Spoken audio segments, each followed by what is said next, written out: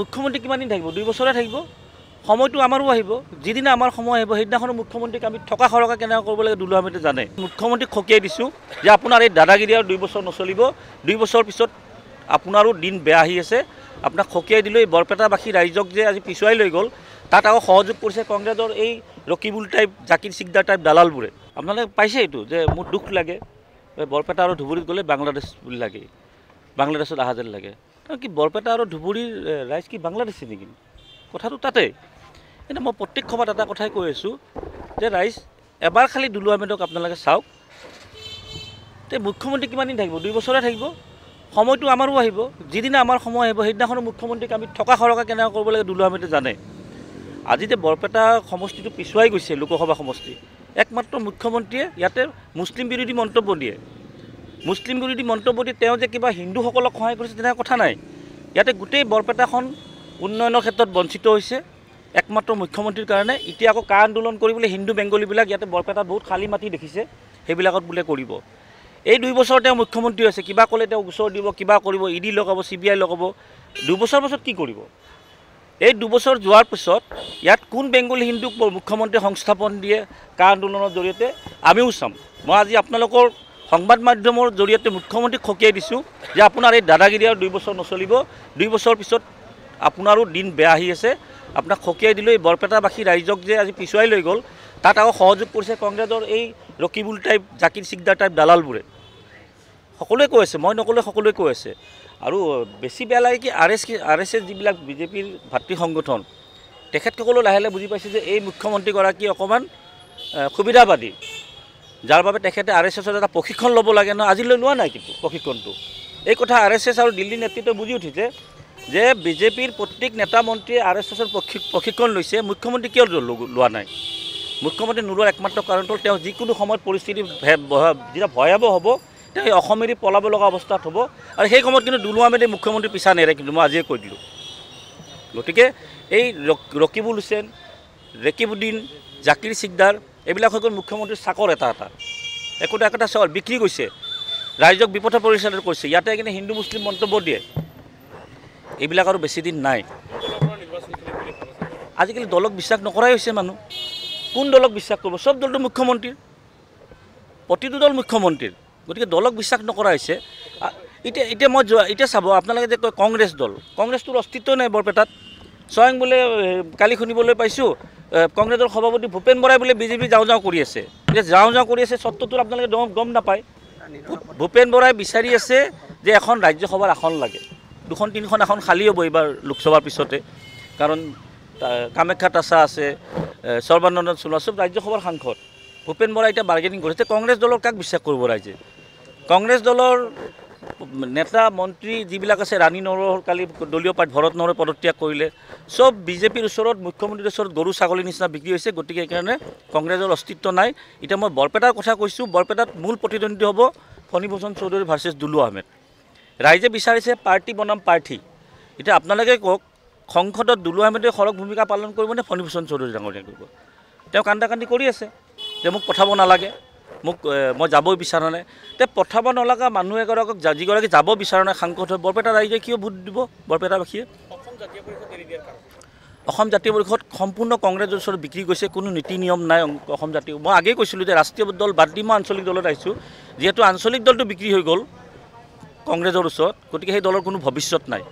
কাৰণ যিটো সময়ত অসমৰ ৰাইজে কংগ্ৰেছক মনৰ পৰা উলিয়াই দিছে, সেইখিনি সময়ত আঞ্চলিক দল অসম জাতীয় পৰিষদে কংগ্ৰেছৰ শৰণাপন্ন হৈছে।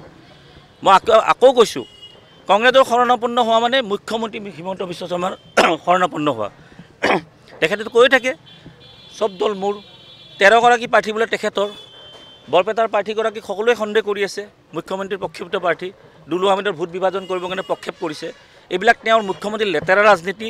এই বৰপেটাবাসীক হিন্দু মুছলিম কৰি ভাগ উন্নয়নৰ নামত এটা ফপুলা স্বৰূপ আজিলৈ আহি খাব পৰা নাই। কি বৰপেটাখন বাংলাদেশ নেকি? আপোনালোকৰ গাত নালাগে নেকি কথাটো? ক'ত আহিছে? আপোনালোকে প্ৰশ্ন কৰক। আপুনি যে বৰপেটা আৰু ধুবুৰীত আহিলে যে বাংলাদেশত অহা বুলি কয়, আমি কি বাংলাদেশী নেকি? কা আন্দোলনত এতিয়া আইনখন গৃহীত কৰিলে, ইয়াতে এতিয়া হিন্দু বঙালী সংস্থাপন দিব। মুখ্যমন্ত্ৰী গাৰ জোৰেৰে কেইদিন কৰিব এইটো কাম? 2 বছৰ পিছত বৰপেটাবাসী ৰাইজে যদি মোক সুযোগ দিয়ে, এই মুখ্যমন্ত্ৰী যিটো দুৰ্নীতি, এই যিবোৰ তেখেতৰ দাদাগিৰি, দুলু আহমেদক শিক্ষা দিহে এৰিব কিন্তু মুখ্যমন্ত্ৰীক। মই স্পষ্টকৈ কৈ দিছোঁ কথাটো। আৰু আপোনালোকে এটা প্ৰশ্ন মোক নকৰিব, দুলু আহমেদ বৰপেটা লোকসভাৰ ভোটাৰ হয় আজি তাৰিখত, হাজো সমষ্টি অন্তৰ্ভুক্ত হৈছে। গতিকে এতিয়া আমাৰ বৰপেটা বুলি আপোনালোকে আহিছে বুলি নক'ব, কিন্তু মোক আহিছে বুলি নক'ব। মই এবাৰ কংগ্ৰেছ চলাইছোঁ, তাৰপিছত মই জাতীয় পৰিষদ বাদ দিলোঁ, মই বেলেগ দলত গ'লোঁ নেকি? এতিয়া মুখ্যমন্ত্ৰীক আপোনালোকে চেম প্ৰশ্নটো কিয় নকৰে? আপুনিতো কংগ্ৰেছ দল সলাই বিজেপিত আছে, আপোনালোকে দুৰ্বল কাৰণে মোক কি প্ৰশ্ন কৰিছে নেকি? এইটো তো মইতো বেলেগ দলটো যোৱা নাই প্ৰাৰ্থী। মই এতিয়াও ক'লোঁ দুলু আহমেদ আৰু ফণীভূষণ চৌধুৰী প্ৰতিনিধিত্ব হ'ব। আৰু ৰাইজে বৰপেটাবাসী ৰাইজৰ ওচৰত মই কৈছোঁ যে আপোনালোকে বিবেক ভোট দিয়ক। মই ভোট ভিক্ষা কৰা নাই, বিবেক ভোট দিয়ক যে কাক দিলে সমষ্টিটোৰ উন্নয়ন হ'ব। ইয়াতে কি আপোনালোকে বিচাৰি নেকি হিন্দু বাংলাদেশী কাৰ আইনখনৰ জৰিয়তে আহক বুলি? যদি বিচাৰে আপোনালোকে সমৰ্থন কৰক, মোক ক'ব লগা একো নাই। মুখ্যমন্ত্ৰী যে এই বাৰ কৈ থাকে বৰপেটা ধুবুৰীত আহিলে বাংলাদেশত অহা যেন লাগে, আৰু কংগ্ৰেছৰ নীতি এগৰাকী নগৰ পৰা ডকাইতক ধৰি আনি কিনে ধুবুৰীত প্ৰাৰ্থীটো দিছে। তাত ধুবুৰীত আৰু বেলেগ প্ৰাৰ্থী নাছিল নেকি? ৰকিবুল হুছেইন গড় হত্যাকাৰী বুলি চবেই কয়, আপোনালোকৰ সংবাদ মাধ্যমৰ বাতৰি কয়, মই কৰিলে এটা কণ্ট্ৰভাৰ্চিয়েল হৈ যায়। তাত দেখা পালে গড়বোৰ পলাই, এতিয়া বোলে কংগ্ৰেছীবোৰ ধুবুৰীত দেখি পলাই আছে। চবেই কৈছে এইজনক কি সহায় কৰিম, হোটেলৰ বিল নিদিয়া মানুহ আমাক কি সহায় কৰিব? এটা বোলে ঘৰ ভাড়াত লৈছে, ঘৰৰ মালিকক যায়ে কৈছে যে ৰাহুল গান্ধী প্ৰাইম মিনিষ্টাৰ হ'ব, আপোনাক মই চাম। তেনেকৈ ৰাইজক বিশ্বাস কৰিব নেকি? তাত আব্দুল খালেক ডাঙৰীয়াক বঞ্চিত কৰিছে, ৱাজেদ আলী চৌধুৰী ডাঙৰীয়াক বঞ্চিত কৰিছে, তাত আব্দুল হামিদৰ নিচিনা প্ৰাক্তন সাংসদ যাৰ জনপ্ৰিয়তা আছে তেখেতক বঞ্চিত কৰিছে। আৰু এটা একদম দাগী অবৈধ সম্পত্তিৰ গোচৰবিলাক আজিলৈ মুখ্যমন্ত্ৰীৰ লগত, আজি যোৱাকালি মুখ্যমন্ত্ৰী ভাষ্যটো চাইছে নাই যে মই ৰকিবুল হুছেইন জিকাটো বিচাৰিছোঁ?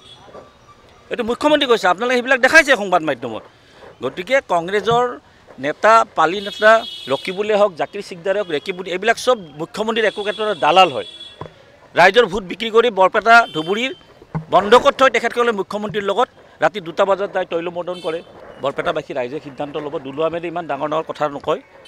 যদি ফণীভূষণ চৌধুৰী আৰু দুলু আহমেদৰ মাজত বৰপেটাবাসী ৰাইজে কম্পেয়াৰ কৰে যে কোন যোগ্য, কোনে সাংসদত যাই মাত মাতিব পাৰিব, তেতিয়া নিশ্চয় বৰপেটাবাসী ৰাইজে দুলু আহমেদৰ নামটো বিবেচনাত আনিব।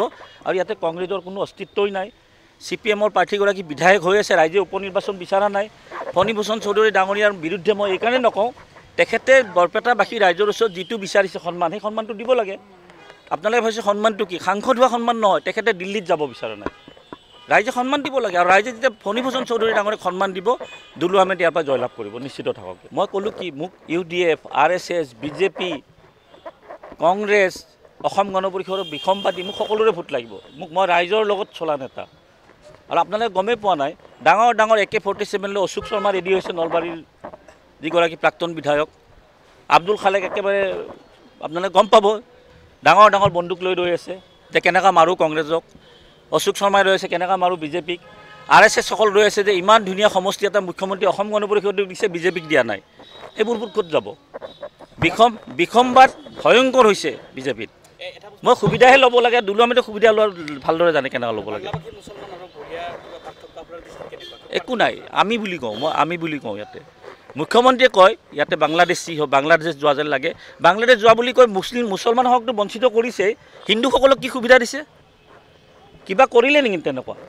আৰু এইবোৰ যিবোৰ চৰকাৰী কাম কৰিছে, এইবোৰ মই থাকিলে নহয়, আমাৰ এই সৰু কৰ্মচাৰী যদি কালি ক্ষমতাত থাকে কৰিব পাৰিব। এইবিলাক লৈ বাবা লৈ লাভ নাই। আকৌ কৈছোঁ, মুখ্যমন্ত্ৰীৰ সময়সীমা 2 বছৰ। 2 বছৰৰ পিছত যদি বৰপেটাবাসী ৰাইজে মোক এটা সুযোগ দিয়ে, এই মুখ্যমন্ত্ৰী কেনেকৈ ইয়াতে হিন্দু বেংগলী আনে মই চাই ল'ম। ইয়াতে বৰপেটাৰ কথা কৈছোঁ।